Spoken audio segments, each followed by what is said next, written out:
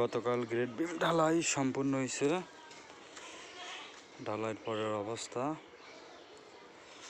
Concrete সব শক্ত হয়ে গেছে। সকালে হালকা পানি দেওয়া হয়েছে এক ডাবর। পরবর্তীতে অবস্থা ইজরা সিঁড়ি, এই জন্য সিঁড়ি হবে, সিঁড়ির জন্য হাফ ঢালাই হয়েছে, হাফ ফাঁকা রাখা হয়েছে। এই গ্যাপের মাঝে সিঁড়ি হবে, ওই জায়গায় একটু ফাঁকা আছে।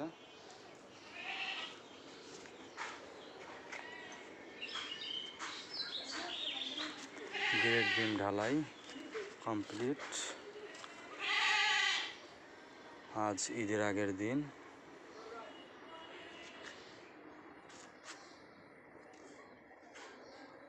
গ্রেড বিম ঢালাই দিতে দিতে গতকাল রাত 10টা বেজে গেছিলো, কারণ ঢালাই শুরু হয়েছিল প্রায় 3টার দিকে, সেই জন্য রাত হয়ে গেছিল লোক সংকটের অভাবে।